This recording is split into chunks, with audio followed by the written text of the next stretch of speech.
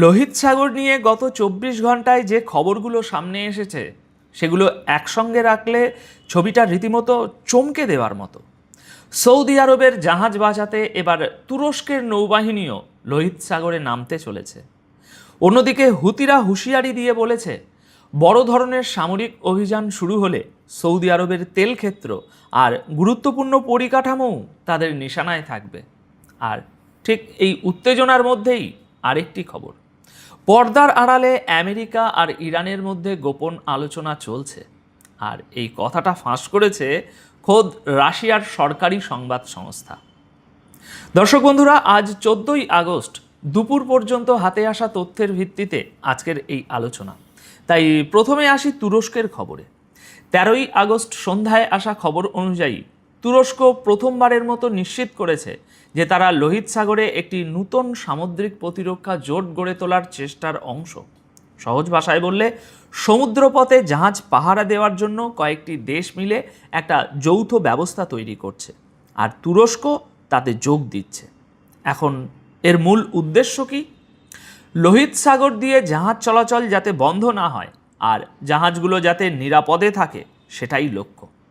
কিন্তু এখানে একটা কথা ভালো করে বুঝতে হবে, নিরাপত্তা তো দিতে হয় হামলার হাত থেকে।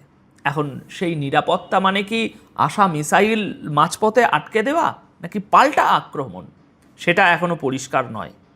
আর এই অস্পষ্টতাই সবচেয়ে বড় প্রশ্ন।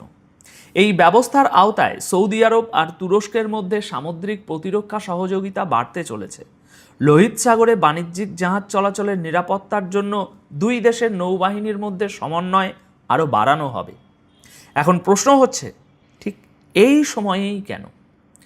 কারণ ইয়েমেনের হুতিরা সৌদি আরবের জাহাজগুলোকে নিশানা করছে, আর এই হামলাগুলো শুরু হওয়ার পর থেকে লোহিত সাগরে বাণিজ্যিক জাহাজ চলাচলের ঝুঁকি অনেকটাই এখন বেড়ে গেছে। এতদিন হুতিদের হামলার জবাব দেওয়ার দায়িত্ব ছিল মূলত সৌদি আরব আর তার সঙ্গীদের উপর, মানে ইয়েমেনের ভিতরে ওই সরকারি সেনাবাহিনী, অর্থাৎ ইয়েমেনে যে মিত্র বাহিনীগুলো কাজ করে তাদের উপর। কিন্তু এবার এই সামুদ্রিক ব্যবস্থায় তুরস্কের নৌবাহিনীও গুরুত্বপূর্ণ ভূমিকা নিতে পারে। এটা কিন্তু বড় পদক্ষেপ, আর এর সরাসরি প্রভাব পড়তে পারে হুতিদের সেই কৌশলের উপর যেখানে তারা সৌদি আরবের সঙ্গে যুক্ত জাহাজ আর লোহিত সাগরের শিপিংকে নিশানা করার হুমকি দিয়ে যাচ্ছে। তবে সবচেয়ে গুরুত্বপূর্ণ দিকটা এখনো বলিনি। এই পদক্ষেপটা সামনে এসেছে মক্কা যৌথ প্রতিরক্ষা চুক্তির মাত্র কয়েকদিন, বড়জোর সপ্তাহখানেক পরে। অর্থাৎ সৌদি আরব, তুরস্ক আর পাকিস্তানের মধ্যে হওয়া যে প্রতিরক্ষা চুক্তি, সেটা এখন সমুদ্রের নিরাপত্তা পর্যন্ত ছড়িয়ে পড়েছে বলে মনে হচ্ছে। মানে কাগজে সই হওয়া একটা চুক্তি কত দ্রুত মাঠে নামতে পারে, এটা তার একটা উদাহরণ। এবার দেখার সামনে কি হয়। এবার আসা যাক অন্য পক্ষের খবরে। হুতিরা সৌদি আরবকে বড় ধরনের হুঁশিয়ারি দিয়েছে। তারা বলেছে, ইয়েমেনে যদি পূর্ণমাত্রার সামরিক অভিযান শুরু হয় তাহলে সৌদি আরবের তেল ক্ষেত্র আর গুরুত্বপূর্ণ পরিকাঠামোও নিশানায় থাকবে। প্রতিবেদন অনুযায়ী হুতিদের রাজনৈতিক ব্যুরোর এক সদস্য বলেছেন, বড় ধরনের সামরিক উত্তেজনা তৈরি হলে সৌদি বিমানবন্দর, বিদ্যুতের নেটওয়ার্ক এবং জল সরবরাহের কেন্দ্রগুলোকেও নিশানা করা হতে পারে। খেয়াল করুন, এখানে আর শুধু সামরিক ঘাঁটির কথা বলা হচ্ছে না। বিমানবন্দর, বিদ্যুৎ, জল, এগুলো সাধারণ মানুষের দৈনন্দিন জীবনের সঙ্গে জড়িত। অন্যদিকে সৌদি আরব কি করছে? সৌদি আরব এখন খতিয়ে দেখছে ইয়েমেনের স্বীকৃত সরকার তাদের সেনাবাহিনীকে লোহিত সাগরের উপকূলে বড় স্থল অভিযান শুরু করতে সাহায্য করা হবে কিনা। উদ্দেশ্যটা পরিষ্কার, হুতিদের পিছনে ঠেলে দেওয়া, যাতে তারা লোহিত সাগরের কাছাকাছি থাকা জাহাজে হামলা চালাতে না পারে। সব মিলিয়ে সৌদি আরবের কাছে ইয়েমেনের এই ফ্রন্ট এখন আগের চেয়ে অনেক বেশি বিপজ্জনক হয়ে উঠেছে। এবার আজকের সবচেয়ে গুরুত্বপূর্ণ খবরটা শুনুন। দর্শক বন্ধুরা, বন্ধ দরজার আড়ালে আমেরিকা আর ইরানের মধ্যে গোপন আলোচনা চলছে।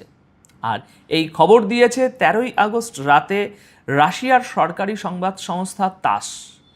রাশিয়ার সরকার কার? পুতিনের, অর্থাৎ এটা পুতিনের সরকারেরই সংবাদ সংস্থা।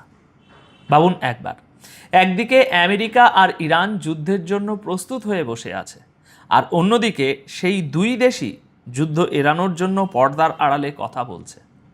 তাসের প্রতিবেদন অনুযায়ী রাশিয়ায় নিযুক্ত পাকিস্তানের রাষ্ট্রদূত ফয়সাল নিয়াজ তিনি জানিয়েছেন যে আমেরিকা আর ইরানের মধ্যে রুদ্ধদ্বার বৈঠক চলছে, আলোচনা চলছে এবং তাতে কিছুটা অগ্রগতিও হয়েছে।